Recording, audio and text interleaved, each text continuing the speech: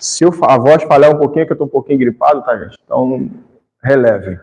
Parabenizar vocês, porque hoje, dia 12 de junho, casa cheia, deixaram para a comemoração do Dia dos Namorados para depois, isso é muito importante, né? E falar um pouquinho sobre transformação. Essa foi a proposta de eu falar um pouquinho hoje, e nada melhor do que a gente falar sobre transformação e de repente ver a primeira leitura falando sobre Paulo, que foi um dos nossos maiores expoentes de transformação. E não era essa a ideia que eu iria transcorrer, mas já me surgiu essa outra ideia. Quanto custou a Paulo estar com as mãos limpas? E é claro, né, toda vez que a gente prepara alguma coisa, a gente realmente prepara, e isso eu digo por cada pessoa que vem fazer uma exposição, por mais que se tenha todo o conhecimento da doutrina espírita, é inegável que é impossível que nós falemos, ou pelo menos não deveria ser, do que nós não conhecemos ou que nós não estamos praticando. E falar sobre transformação é isso. E a proposta que eu trouxe hoje era justamente falar sobre transformação.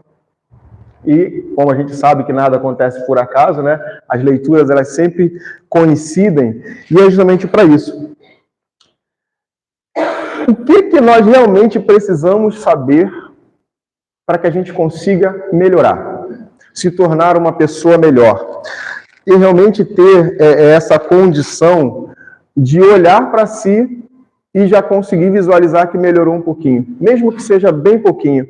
E às vezes, o que é pouquinho para a gente é um avanço enorme, tá? Para a nossa condição espiritual. Porque se nós olharmos para trás, hoje o pouquinho que nós já conseguimos fazer, há um tempo atrás nem isso conseguíamos. Então toda essa renovação, essa transformação, essa modificação, ela serve justamente para que a gente consiga, né, se situar e saber quem eu sou, por que eu estou aqui, qual é a minha verdadeira finalidade de estar aqui encarnado. Todos os segmentos religiosos, eles estão voltados justamente para essa transformação. E na principal forma de transformação é a transformação moral. E é claro que, como a doutrina espírita sempre nos fala, a gente tem que manter um equilíbrio, a gente tem que conseguir equilibrar, né, a nossa condição melhor moral e intelectual. Porque essas duas formas de melhoria, elas têm que caminhar juntas.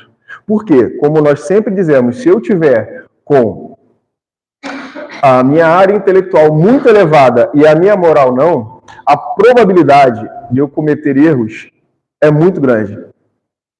Podemos dizer 98% de probabilidade de eu cometer erros, mesmo tendo uma inteligência muito grande. Grandes mentes da humanidade, com uma inteligência absurda, cometeram diversos equívocos, porque só tinham a asa da inteligência. Da moralidade, claro que se torna muito mais difícil, com a gente uma moralidade mais elevada, se torna muito mais difícil da gente cometer erros. Mas se a gente só tiver a questão da moralidade, não tiver a vivência, realmente vivenciar o amor, essa nossa moralidade ela pode ser superada por algumas situações que vão nos também criar situações difíceis. Então é preciso que a gente equilibre isso. Quando a gente consegue equilibrar isso, a gente consegue realmente, igual aquele negócio da corda bamba. Não vou usar aquele exemplo da asa, não, que está muito batido. Mas vou usar o exemplo da corda bamba. Se a gente está numa corda bamba e a gente precisa se equilibrar, a gente tem a nossa haste aqui. Se a gente se desequilibrar, aquela pessoa que já tem o equilíbrio controlado, ela vai conseguir se equilibrar mais rápido. Aquela pessoa que não tem esse equilíbrio, na maioria das vezes cai. E o que é pior, aquelas pessoas que não têm um equilíbrio um pouco mais acentuado, elas conseguem se desequilibrar e, consequentemente, desequilibrar o quem está ao seu lado. Então, quando a gente está com esse equilíbrio realmente bem acertado, a gente consegue manter uma ordem de conduta e uma transformação que é necessária. E como eu falei, todo segmento religioso, ele traz essa conotação de elevação moral. É preciso que a gente realmente consiga se elevar moralmente. É claro que, não falando nada de mal de outras denominações religiosas, existem alguns critérios que fazem com que a gente entenda essa elevação de uma forma um pouco não equivocada, tá, gente? Não existe equívoco, especialmente quando a gente caminha para o bem. Mas a gente pode dizer uma visão um pouco limitada, né? E como eu falei, não estou aqui tecendo nenhum comentário pejorativo, nenhum comentário incriminatório sobre outras doutrinas. Mas existem doutrinas que pregam algumas coisas que, se nós estamos sofrendo, e Jesus nos disse, né, que todos que estivessem cansados e aflitos, que o procurassem, que eles nos aliviaria, muitas das pessoas depositam nas mãos de Jesus toda a solução dos seus problemas. E a doutrina espírita, ela também nos diz isso. Só que ela diz de uma forma um pouquinho diferente. Porque somos nós que caminhamos até Jesus. A partir do princípio que nós caminhamos até Jesus, estamos nesse caminho, a gente vai realmente buscar, a gente vai encontrar o alívio que a gente precisa. Mas Jesus não tira os nossos defeitos. Jesus, é difícil falar assim, né? Porque parece que a gente está criando contrapontos com outras doutrinas, mas Jesus não tira os nossos pecados. Mas ele alivia. Ele faz com que fique muito mais leve, muito mais fácil a gente passar pelas dificuldades. E essa conduta e essa mudança moral, ela é muito importante. E como eu falei, a importância das outras doutrinas também, com algumas proibições. Que tipo de proibições?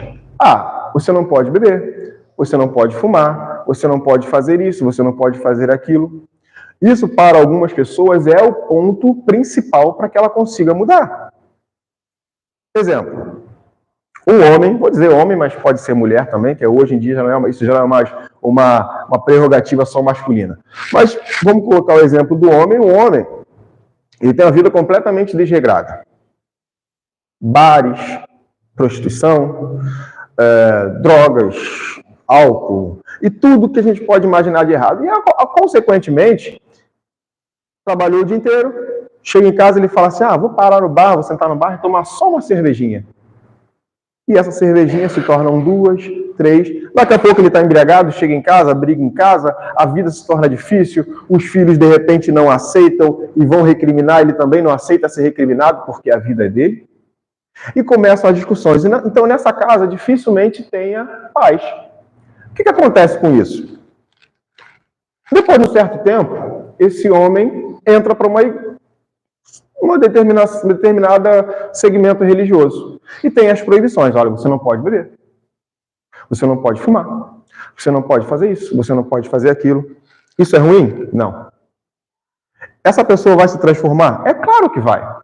Se ele trabalhou o seu dia inteiro, chegou a hora de sair do trabalho, ao invés de ir para o bar, tomar a sua cervejinha, que vai, consequentemente, levá-lo para outras situações, ele vai direto para casa, ou vai direto para uma igreja, e começa a se transformar. Então, essas proibições são um ponto que muitas das pessoas precisam para se transformar. Só que a doutrina espírita, ela não tem proibições. Aí muitos espíritas gostam de dizer assim, o que Paulo dizia, né, que tudo me é lícito, mas nem tudo me convém. Só que a transformação que a doutrina espírita ela nos propõe é uma transformação um pouquinho diferente das proibições. Porque a gente começa a perceber o que a gente precisa mudar. A gente começa a ter alguns insights do que a gente está fazendo de errado e o que é melhor, nós começamos a entender as consequências do que nós estamos fazendo de errado. Então a gente começa a entender que as consequências do estar fazendo de errado, ela não vai nos relegar ao inferno eternamente, mas a um sofrimento bem duradouro, que vai ser durável enquanto eu ainda estiver promovendo a minha conduta equivocada. E automaticamente a doutrina espírita ela vai nos dando esse pontinho, né, de melhoria, e aos pouquinhos a gente vai melhorando. E são algumas mudanças que a gente precisa. Então, o que nós precisamos estar atento? Mudança de conduta. Como eu falei, dei o exemplo desse homem, né? Isso é uma mudança de conduta. Uma conduta equivocada, que ao longo de uma necessidade, ela vai se modificando. E cada um de nós fazendo essa mudança de conduta, a gente vai começando a perceber e se perceber. Porque se a gente já chega a um estágio que a gente já olha para si e fala, eu preciso mudar a minha conduta, a gente já deu um passinho à frente. Lembra que eu falei lá no início? Nossa reencarnação, por mais que nós pensemos que não avançamos nada, foi muito pouco, na verdade esse pouco é muito. Porque em outras épocas nós não poderíamos nem estar nos preocupando com isso e criando mais débitos. Então essa mudança de conduta é um dos pontos principais. E é difícil mudar uma conduta. Porque a gente já tem tão enraizado algumas coisas que estão na nossa mente que é difícil a gente conseguir mudar o nosso pensamento. E é através justamente da observação dos nossos hábitos. A nossa conduta é equivocada, mas por quê? Nós temos hábitos equivocados. E não pensem vocês que é fácil de mudar. Não é, é muito difícil. E a doutrina espírita ela vai nos reforçando cada vez mais, ela vai nos fortalecendo cada vez mais, porque ela vai nos dando uma consciência de que o responsável pela minha mudança, pela minha transformação, não é Jesus. Ele é o foco. Ele é, vamos dizer assim, todo aquele caminho. O responsável pela minha mudança sou eu mesmo. Não tem outra fórmula. Só eu. Jesus, ele vai realmente nos dar, e tudo que ele nos ensinou foi justamente isso. Para que a gente tivesse cuidado com a avareza, para que a gente tivesse cuidado com a maledicência, para que a gente tivesse cuidado com os nossos pensamentos, com os nossos atos. São tudo mudanças de hábito. E cada vez que ele olhava, e como foi falado aqui, né, com a escolha dos 12 discípulos, acho que foi falado também no nosso no Lítero Musical teve, não foram 12 homens cultos, foram 12 homens que tinham problemas. E que precisavam se transformar também.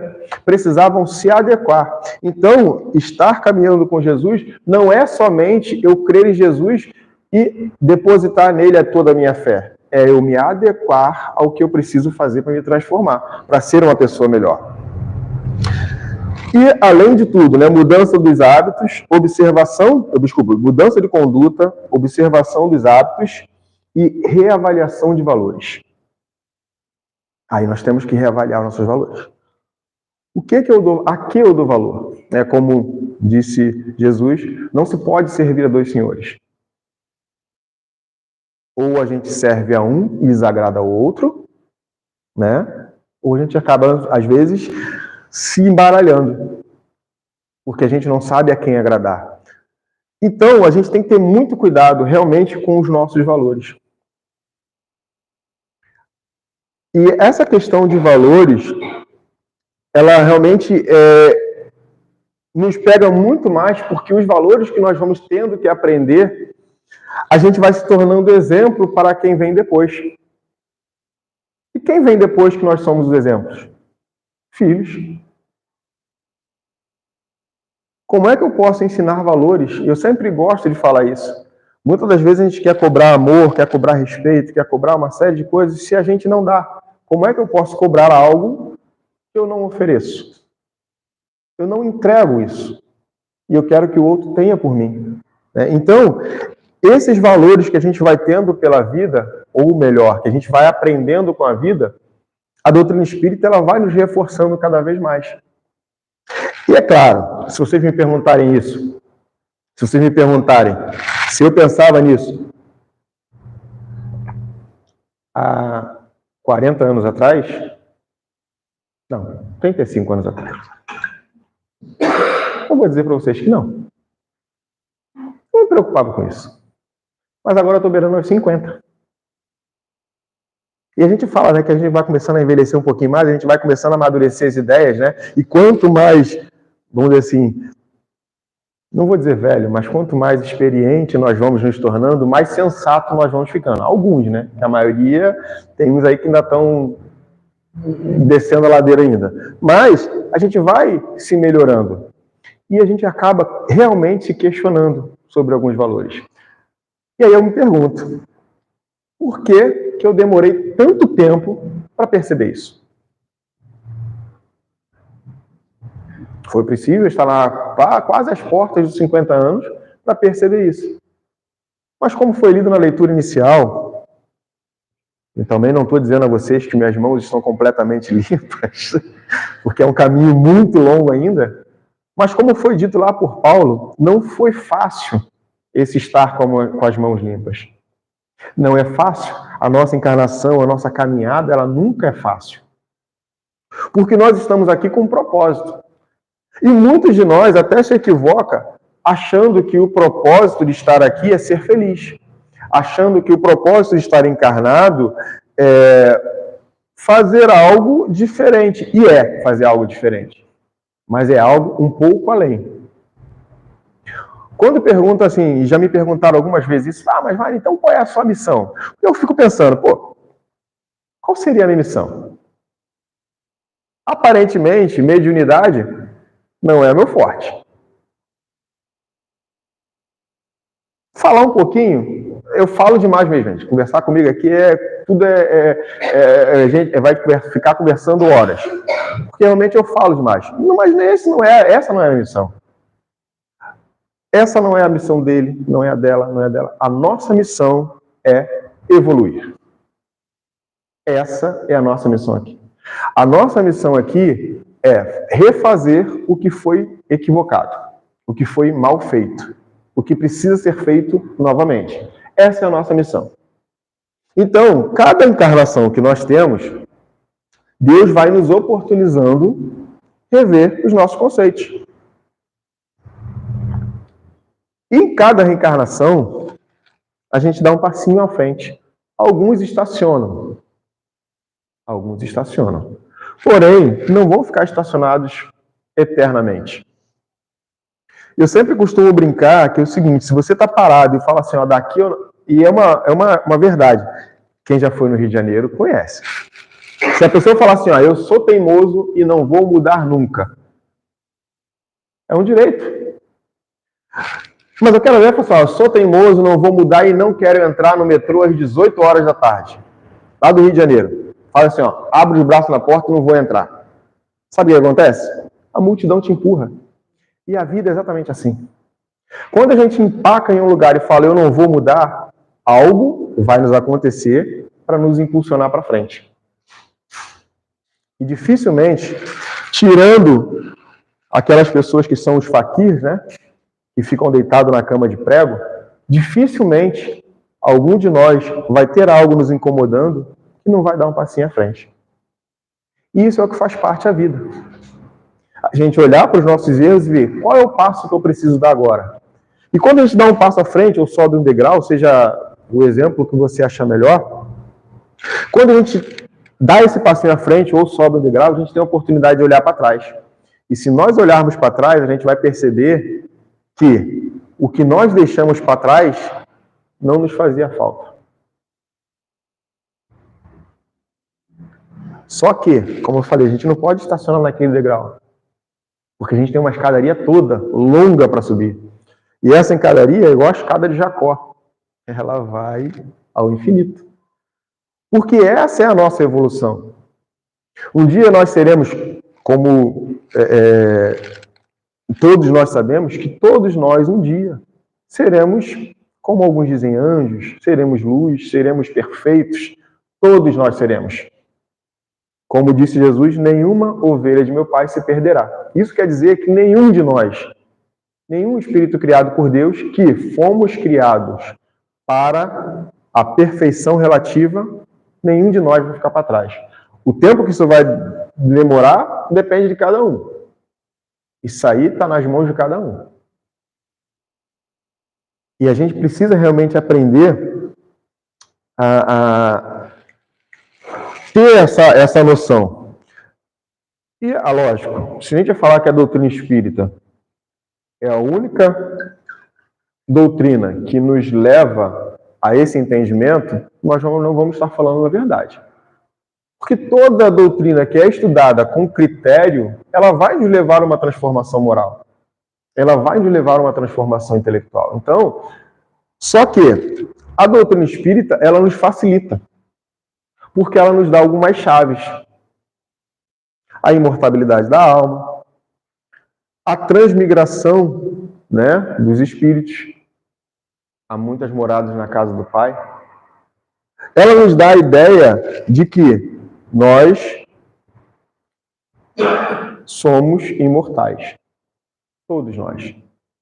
Mas precisamos estar retornando para estar refazendo e sempre aprendendo. Então, tirando as doutrinas que são reencarnacionistas também, porque também existem doutrinas que são reencarnacionistas que falam de formas diferentes. Talvez não tão aprofundado quanto a doutrina espírita, porque até hoje, particularmente eu, ainda não consegui encontrar nenhuma incoerência na doutrina espírita. E talvez por isso eu esteja seguindo a doutrina espírita hoje.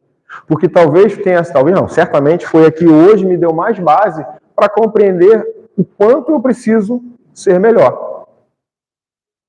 E qual é o princípio, qual é o objetivo de ser melhor? Será que o objetivo de ser melhor era o que eu tinha há um tempo atrás?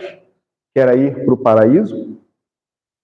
E há um tempo atrás eu tinha esse conceito, que para que depois que eu morresse, se eu fizesse o bem, eu iria para um lugar melhor. E esse era o conceito que eu tinha. Isso é errado? Claro que não. Isso é um conceito maravilhoso. Isso nos conforta. Isso nos impulsiona a cometer o que é certo, fazer o que é certo. Porém, hoje, o meu pensamento é um pouquinho diferente. Eu tenho que fazer algo de bom para que eu mereça estar ali. Eu fico me perguntando, e agora eu vou usar a Ingrid como minha cobaia. Vamos dizer que eu tenha feito tudo certo. Tudo certo. A partir de um determinado momento que eu comecei a reformular minha vida, eu comecei a mudar minha conduta, mas não comecei a me importar com a educação da Ingrid. E a vida transcorreu. Aí eu desencarnei. Fui para o céu. Só que a minha negligência, de alguma forma, que também não foi totalmente culpa minha, foi culpa dela também, ela não foi para o céu junto comigo. E como é que eu vou ficar no céu, em paz, feliz, sabendo que ela não está? Que é pior, sabendo que eu posso ter contribuído, não causador, mas contribuído para que ela não conseguisse também como eu. Qual pai e qual mãe estaria no céu com a consciência tranquila? Então, esse céu não é que não sirva para mim, mas esse não é o céu que eu quero. O céu que eu quero é aquele céu que todos podem entrar de acordo com a sua transformação. E aí eu vou ler para vocês aqui isso aqui está no Novo Testamento, né? Esse aqui foi até traduzido pelo Haroldo Dutra, né? Esse aqui é o Novo Testamento, né? Também com uma linguagem bem legal. E eu vou ler para vocês a parábola do devedor incompassível. Implacável, melhor. Cada Bíblia tem um nome diferente, né? Eu estou com incompassível na cabeça aí de outro, mas enfim. Isso aqui está... vamos lá. Por isso, o reino do céu é semelhante a um rei que quis ajustar contas com seus servos. Ao começar a ajustar as contas, foi trazido a ele um devedor de 10.000 talentos. Não tendo ele com o que pagar, o Senhor ordenou que fosse vendido ele, a mulher e as crianças, e tudo quanto tinha, para que fosse pago. Então, prosternando-se, o servo o reverenciava, dizendo: "Sê longânime para comigo, e tudo te pagarei." O senhor daquele servo, compadecendo-se, liberou e perdoou-lhe a dívida. Saindo, porém, aquele servo encontrou um dos seus conservos, que devia 100 denários, e, agarrando-o, o estrangulava, dizendo: "Paga, se algo me deves." Assim, prostrando-se, o seu conservo rogava-lhe, dizendo: "Sê longânime para comigo, e tudo te pagarei." Ele, porém, não queria, mas saiu e lançou à prisão, até que pagasse o que estava devendo. Vendo, pois, os seus conservos o que acontecera, entristeceram-se muito e vieram relatar ao Senhor tudo o que acontecera. Então, o Senhor, convocando-o, lhe disse: servo mau, perdoei-te toda aquela dívida, quando me rogaste. Não devias tu, igualmente, ter misericórdia do teu conservo, como eu também tive misericórdia de ti? E, irando-se, o seu senhor o entregou aos carcereiros, até que pagasse tudo o que estava devendo. Assim vos fará o Pai que está nos céus.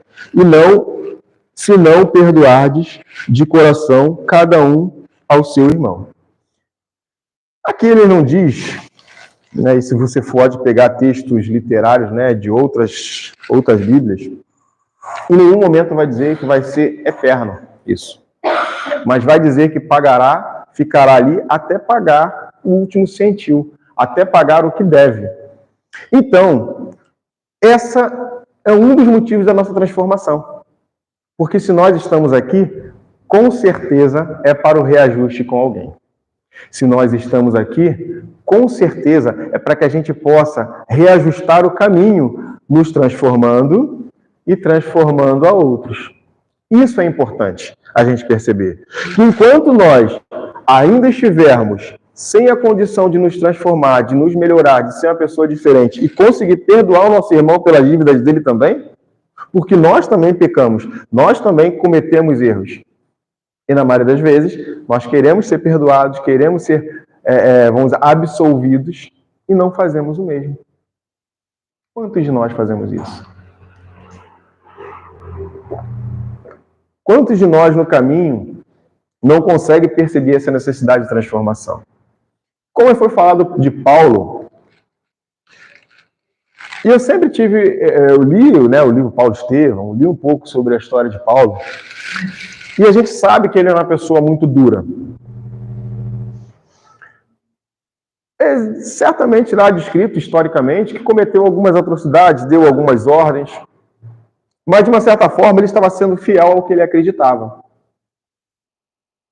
E muitos de nós, sendo fiel ao que acreditamos, aí eu digo pessoalmente, né, para a pessoa, a gente é fiel às nossas verdades. E a gente imagina que as nossas verdades sejam verdades absolutas. Então, quando alguém faz algo para mim, ele feriu a minha verdade absoluta. E isso é imperdoável. E aí o que acontece? Por mais que essa pessoa tente explicar e se explicar, a gente não aceita. Porque não é a verdade que eu queria ouvir. Só que Jesus ele nos disse: conhecereis a verdade e a verdade vos libertará. O que eu entendo por isso? Significa dizer o seguinte: o que nós temos como verdade hoje pode não ser a verdade amanhã. Porque tudo pode mudar. A minha visão de verdade hoje pode não ser a mesma verdade de amanhã. Eu sempre gosto, já fiz isso aqui, vou fazer essa brincadeirinha. Vamos dizer que eu vou desenhar aqui, para mim, aqui, um número 9. Aqui no chão.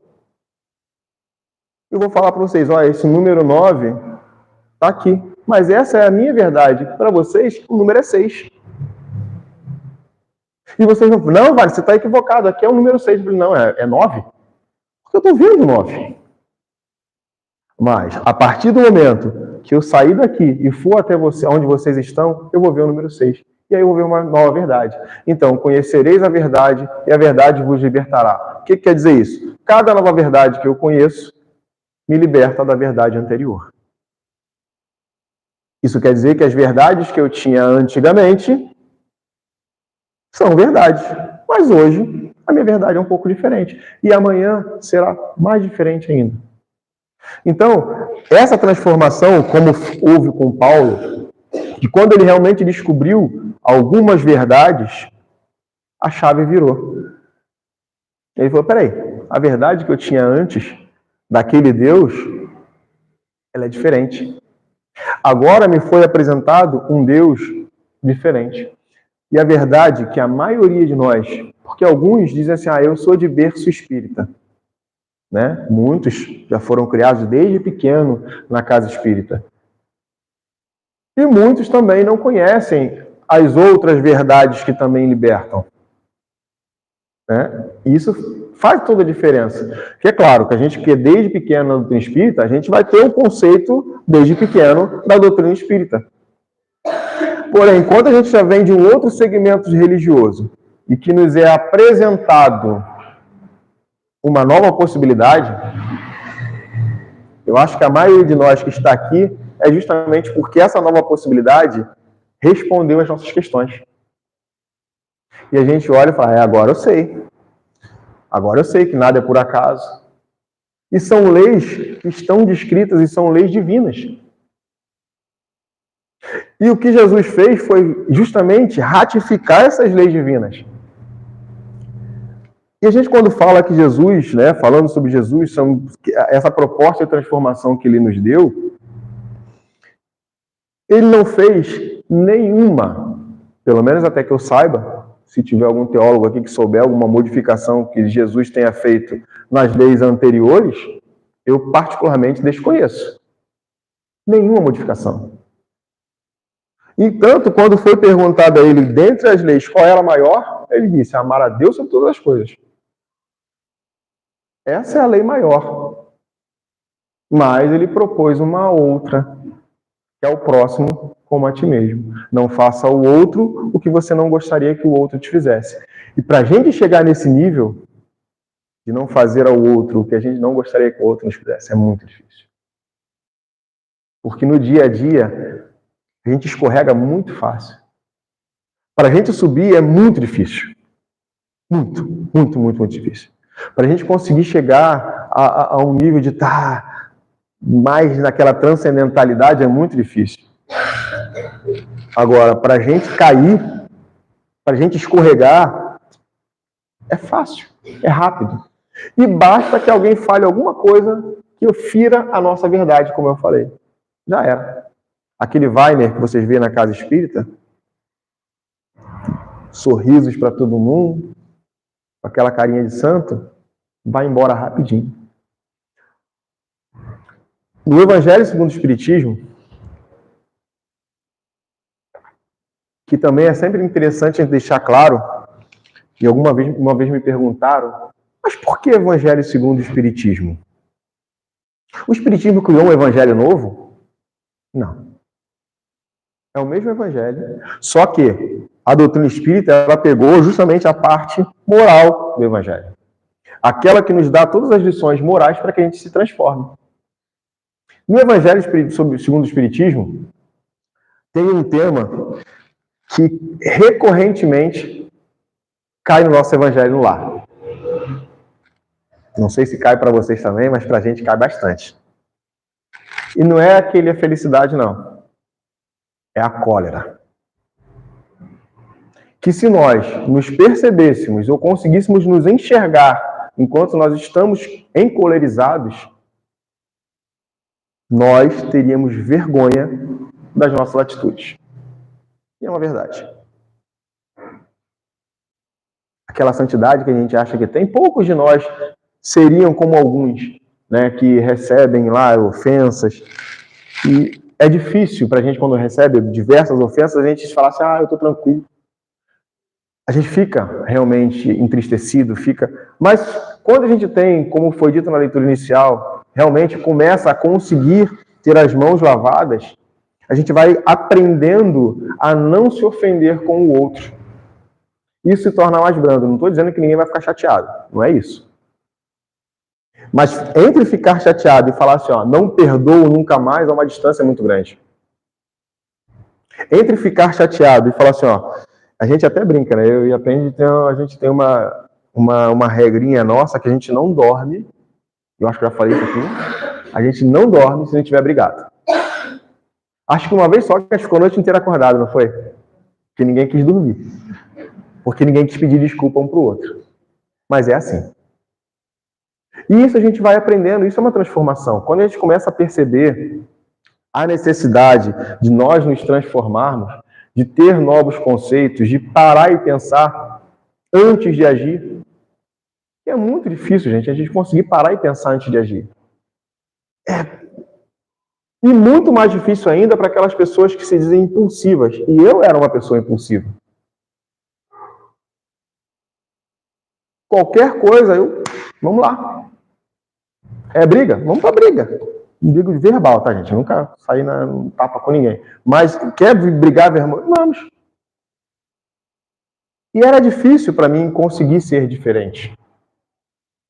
Mas quando não foi só a doutrina espírita que me ensinou isso, foi realmente eu começar a entender os conceitos que a doutrina espírita traz, os conceitos que Jesus trouxeram, que a gente tem que ser manso, que a gente tem que ser humilde, até o ponto que a gente também não vai, vamos dizer assim, se ferir. Eu vou me colocar em situação de perigo porque eu sou uma pessoa mansa, sou um cordeirinho, vou me jogar lá, o cara tá com uma arma apontando para mim, eu sou uma pessoa cordeirinha, não, eu vou correr. Claro que eu vou. Se eu não puder me defender, eu tenho que correr. E é isso que a gente vai aprendendo ao longo da vida. A gente vai aprendendo a se tornar uma pessoa mais prudente. E se tornar prudente é justamente evitar os problemas. E evitar os problemas é se antecipar aos problemas.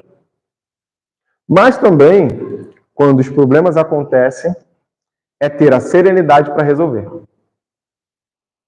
O que muitas das vezes nós não temos. A gente se desespera.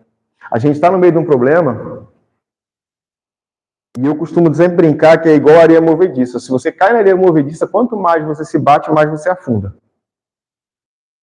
que a gente precisa fazer para sair da areia movediça? Parar, tranquilizar a respiração e procurar a melhor forma de sair. De um problema é a mesma coisa. Mas se nós não tivermos uma coerência, se nós não tivermos já nessa caminhada de transformação moral, a gente vai tentar sair do problema se batendo. E a gente não vai se preocupar com quem está à nossa volta.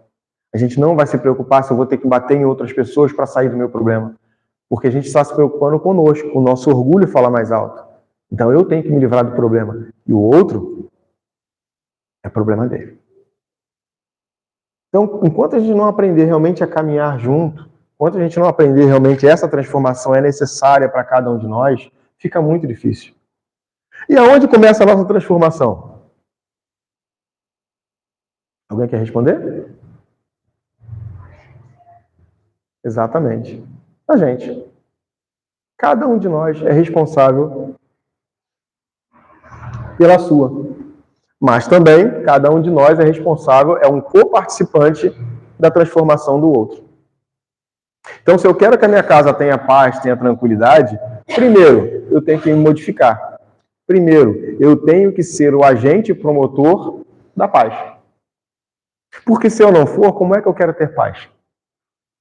Se eu não faço essa reformulação, se eu não faço essa análise que eu preciso fazer para ser uma pessoa melhor, como é que eu vou ter paz na minha casa se eu não promovo a paz? É a mesma coisa como eu falei. Como é que eu quero receber algo que eu não dou? Aí eu preciso fazer essa transformação em mim. Eu tenho que começar a me melhorar, tenho que começar a aprender e ser o promotor da melhoria. Mas só eu estou tentando fazer sozinho. É o primeiro passo. Amanhã, o outro pode te acompanhar. Aquele ditado, né? 2 bicudos não se beijam. Se ninguém quiser fazer a mudança, se ninguém quiser fazer a transformação, não vai ter jeito. Então tem que partir de alguém. Então é melhor partir de mim do que eu ficar esperando o outro melhorar e o outro não melhorar nunca. E a gente está sempre olhando e sempre cobrando o outro. Então, nós, na nossa casa, a gente fez um contratozinho.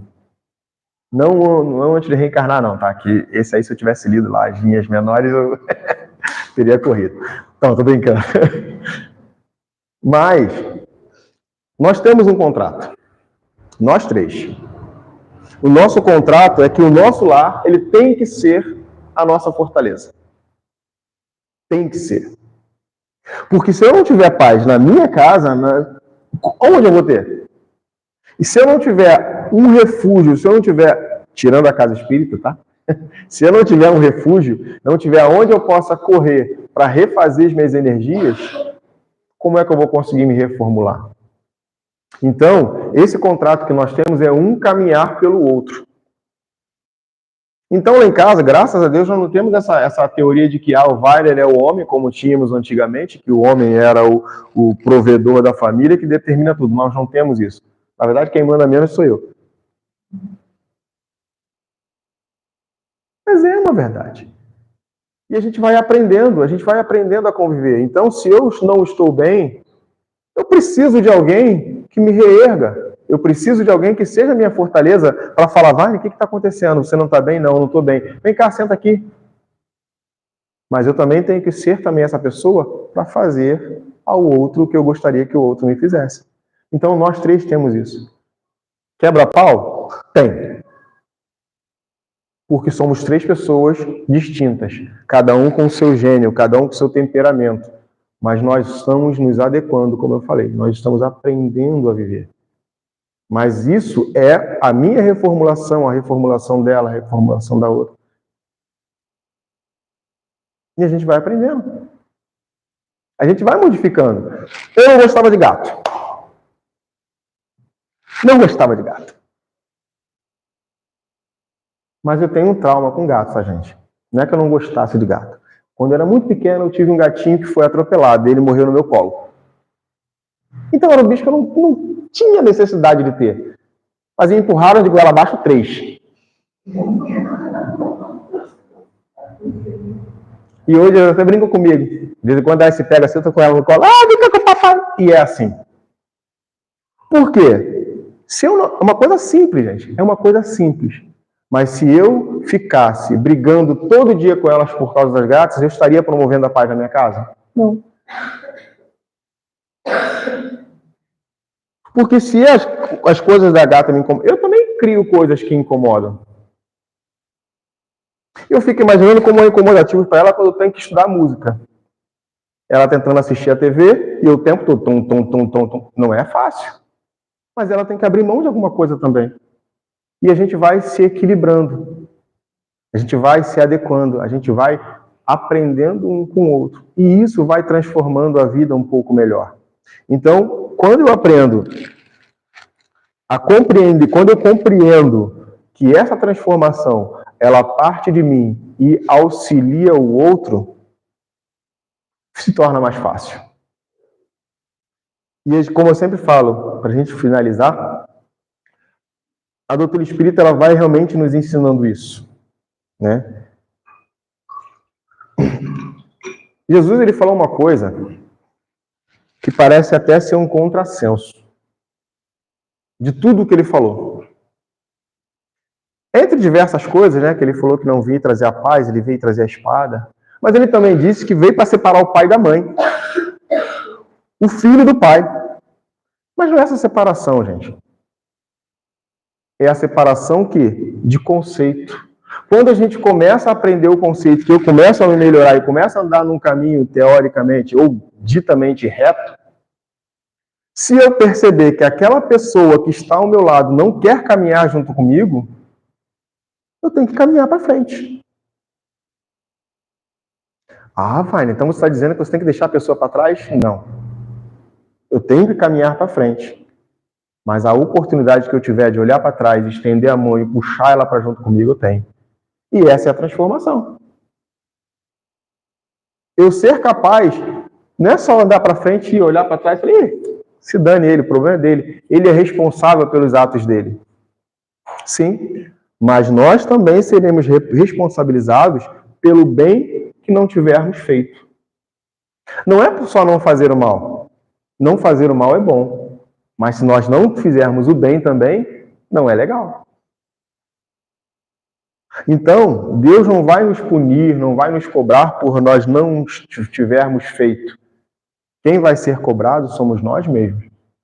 E vai chegar um dia, pode ter certeza de qualquer pessoa, de qualquer espírito, de qualquer segmento religioso, que vai chegar um dia, entenda como juízo final, entenda como quiser, mas vai chegar um dia que vai ser confrontado pela justiça. Mas a justiça de Deus que é reta, não falha, mas vai ser confrontado pela sua consciência.